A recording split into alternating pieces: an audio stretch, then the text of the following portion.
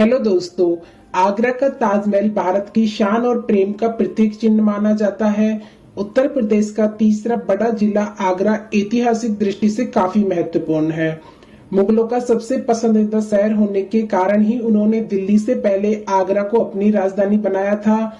इतिहास के अनुसार इब्राहिम लोदी ने इस शहर को सन 1504 में बसाया था। जिस समय इस शहर की स्थापना की गई उस समय किसी ने यह कल्पना नहीं की होगी कि यह शहर पूरे विश्व में अपनी खूबसूरती के लिए परचम लहराएगा, जिसे आज भी दुनिया के 7 अजूबों में शुमार किया जाता है। ताजमहल का इतिहास। स्थापत्य कला की जीती जागती तस्वीर आगरा शहर दिल्ली से करीब 200 किलोमीटर की दूरी पर स्थित है, जिसे बनाने के लिए बगदाद से एक कारीगर बुलवाया गया था जो पत्थर पर घुमावदार अक्षरों को तराश सकता था।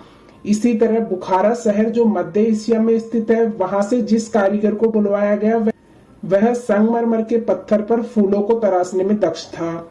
विराट कद के गुंबदों का निर्माण करने के लिए तुर्की के इस्तांबुल में रहने वाले दक्ष कारीगर बुलाया गया था तथा मीनारों का निर्माण करने के लिए समरकंद से दक्ष कारीगर को बुलवाया गया था। इस प्रकार ताजमहल के निर्माण से पूर्व 6 महीनों में कुशल कारीगरों को तराश कर उनमें से 37 दक्ष कारीगर इकट्ठे किए गए, जिनकी देखरेख में 20,000 मजदूरों के साथ कार्य किया गया। इसी प्रकार ताज निर्माण में लगाई गई सामग्री संगमरमर पत्थर, राजस्थान के मकराना से अन्य कई प्रकार के कीमती पत्थर एवं रत्न बगदाद, अफगानिस्तान, तिब्बत, इजिप्ट, रूस, ईरान आदि कई देशों से इकट्ठा कर उन्हें भारी कीमतों पर खरीदकर ताजमहल का निर्माण करवाया गया। सन 1630 में शुरू हुआ इसका निर्माण कार्य लगभग 22 वर्षों में पूर्ण हुआ, जिसमें लगभग 20,000 मजदूरों का योगदान माना जाता है। इसका मुख्य गुंबद 60 फीट ऊंचा और 80 फीट चौड़ा है। मुगल बादशाह की मोहब्बत और शिद्दत का परिणाम ही है ताजमहल, जिसे खूबसूरती का नायाब हीरा कहा जाता है। गुंबद नुमा इस इमारत को जब आप सिर उठाकर ऊपर देखते हैं तो इसकी नक्काशीदार छतें और दीवारें किसी आश्चर्य से कम नहीं लगती। इसका यह इतिहास तो बच्चे बड़े सभी की जुबान पर है कि मुगल बादशाह शाहजहां ने अपनी दूसरी पत्नी मुमताज महल की याद में ताजमहल का निर्माण करवाया था। यमुना नदी के किनारे सफेद पत्थरों से निर्मित अलौकिक सुंदरता की तस्वीर ताजमहल न केवल भारत में बल्कि पूरे विश्व में अपनी पहचान बना चुका है। प्यार की इस निशानी को देखने के लिए दूर देशों से हजारों सैलानी यहाँ आते हैं। दूधिया चांदनी में नहा रहे ताजमहल की खूबसूरती को निहारने के बाद आप कितनी भी उपमाएं देखें वह सारी फीकी लगती हैं। लेकिन कुछ इतिहासकार इससे इत्तेफाक नहीं रखते। उनका मानना है कि ताजमहल को शाहजहां ने नहीं बनवाया था, वह तो पहले से ही बना हुआ था। उसने इसमें हेरफेर करके इसे इस्लामिक लुक दिया था। इसे शाहजहां और मुमताज का मकबरा माना जाता है। उल्लेखनीय है कि ताजमहल के पूरा होने के तुरंत बाद ही शाहजहां को उसके पुत्र औरंगजेब द्वारा अपदस्थ कर आगरा के किले में कैद कर लिया गया था। शाहजहां की मृत्यु के बाद उसे अपनी पत्नी के बराबर में दफना दिया गया। प्रसिद्ध शोधकर्ता और इतिहासकार पुरुषोत्तम नागेश ओक ने अपनी शोधपूर्ण पुस्तक में तथ्यों के माध्यम से ताजमहल के रहस्य से पर्दा उठाया है। इतिहासकार पुरुषोत्तम ओक ने अपनी पुस्तक में लिखा है कि शाहजहां ने दरअसल वहां अपनी लूट की दौलत छुपा रखी थी, इसलिए उसे कब्र के रूप में प्रचारित किया गया। यदि शाहजहां चकाचौंध कर देने वाले ताजमहल का वास्तव में निर्माता होता तो इतिहास में ताजमहल में मुमताज को किस दिन बादशाही ठाठ के साथ दफनाया गया उसका अवश्य उल्लेख होता। इतिहासकार ओक के अनुसार ताज एक 7 मंजिला भवन है। शहजादे औरंगजेब के शाहजहां को लिखे पत्र में भी इस बात का विवरण है। भवन की 4 मंजिलें संगमरमर पत्थरों से बनी हैं, जिनमें चबूतरा, चबूतरे के ऊपर विशाल वृत्तीय मुख्य कक्ष और तहखाने का कक्ष शामिल है। मध्य में 2 मंजिलें और हैं, जिनमें 12 से 15 विशाल कक्ष हैं। संगमरमर की इन 4 मंजिलों के नीचे लाल पत्थरों से बनी 2 और मंजिलें हैं, जो कि पिछवाड़े में नदी तट तक चली जाती हैं।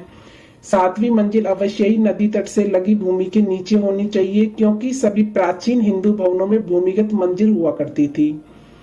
नदी तट के भाग में संगमरमर की नींव के ठीक नीचे लाल पत्थरों वाले 22 कमरे हैं, जिनके झरोकों को शाहजहां ने चुनवा दिया है। इन कमरों को जिन्हें की शाहजहां ने अति गोपनीय बना दिया है, भारत के पुरातत्व विभाग द्वारा तालों में बंद रखा जाता है। सामान्य दर्शनार्थियों को इनके विषय में अंधेरे में रखा जाता है। इन 22 कमरों की दीवारों तथा भीतरी छतों पर अभी भी प्राचीन हिंदू चित्रकारी अंकित है। इन कमरों से लगा हुआ लगभग 33 फीट लंबा गलियारा है। गलियारे के दोनों सिरों से एक एक दरवाजे बने हुए हैं। इन दोनों दरवाजों को इस प्रकार से आकर्षक रूप से ईंटों और गारे से चुनवा दिया गया है कि वे दीवार जैसे प्रतीत हों। मूल रूप से शाहजहां द्वारा चुनवाए गए इन दरवाजों को कई बार खुलवाया और फिर से चुनवाया गया है। सन 1934 में दिल्ली के एक निवासी ने चुनवाए हुए दरवाजे के ऊपर पड़ी एक दरार से झांक कर देखा था। उसके भीतर एक वृहद कक्ष और वहां के दृश्य को देखकर वह हक्का बक्का रह गया तथा भयभीत सा हो गया। वहां बीचों बीच भगवान शिव का चित्र था जिसका सिर कटा हुआ था और उसके चारों ओर बहुत सारी मूर्तियों का जमावड़ा था। ऐसा भी हो सकता है कि वहां पर संस्कृत के शिलालेख भी हों। यह सुनिश्चित करने के लिए कि ताजमहल हिंदू चित्र, संस्कृत शिलालेख, धार्मिक लेख, सिक्के और अन्य उपयोगी वस्तुओं जैसे कोने कोने से साक्ष्य छुपे हुए हैं। नदी के पिछवाड़े में हिंदू बस्तियां, बहुत से हिंदू प्राचीन घाट और प्राचीन हिंदू सौदागृह हैं। यदि शाहजहां ने ताज को बनवाया होता तो इन सबको नष्ट कर दिया गया होता। आगरा में ताजमहल के अलावा भी कई चीजें देखने लायक हैं। आगरा फोर्ट। आगरा फोर्ट यहाँ के महत्वपूर्ण इमारतों में से एक है। इसका निर्माण 1565 ईस्वी में मुगल सम्राट अकबर ने करवाया था। स्थापत्य कला का यह बेजोड़ नमूना लाल पत्थरों से निर्मित है। इसमें जहांगीर महल भी बना हुआ है जो खूबसूरत शीश महल के रूप में प्रचलित है। फतेहपुर सीकरी। आगरा से लगभग 35 किलोमीटर दूर स्थित इस स्थान को अकबर ने अपनी राजधानी बनाया था जो स्थापत्य की बेजोड़ कलाओं से परिपूर्ण है।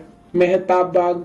यमुना नदी की विपरीत दिशा में ताजमहल के पास ही बना हुआ है मेहताब बाग। कई तरह के फूलों और अनेक पेड़ पौधों से सुसज्जित होने के कारण विदेशी सैलानियों को काफी लुभाता है। रामबाग। रामबाग को बाबर ने 1528 ईस्वी में बनवाया था। यह ताजमहल के उत्तरी भाग में 2.5 किलोमीटर क्षेत्र में फैला हुआ है जिसे मुगलों द्वारा निर्मित सबसे पुराने बागों में से एक माना जाता है। जामा मस्जिद। शाहजहां की बेटी जहां आरा बेगम की याद में सन 1648 ईस्वी में बनाई गई थी। यह जामा मस्जिद बड़ी ही खूबसूरती से इसके गुंबद भी तराशे गए हैं। इतने वर्षों बाद भी इसकी खूबसूरती जस की तस बनी हुई है। मुमताज महल और शाहजहां की कब्र ताजमहल के निचले हिस्से में आमने सामने बनी हुई है। आज भी आगरा शहर देशी विदेशी सैलानियों के आकर्षण का केंद्र बना हुआ है। खूबसूरत स्थापत्य कला में निर्मित होने की वजह से यहाँ गर्मी हो या ठंड हर मौसम में पर्यटकों की भीड़ देखी जा सकती है। पर्यटन विभाग की ओर से प्रतिवर्ष ताज महोत्सव का आयोजन किया जाता है। तो दोस्तों यह था ताजमहल से जुड़ा संपूर्ण इतिहास और ताजमहल का रहस्य। आपको वीडियो कैसी लगी हमें कमेंट करके बताएं और वीडियो पसंद आए तो लाइक शेयर एंड सब्सक्राइब करें।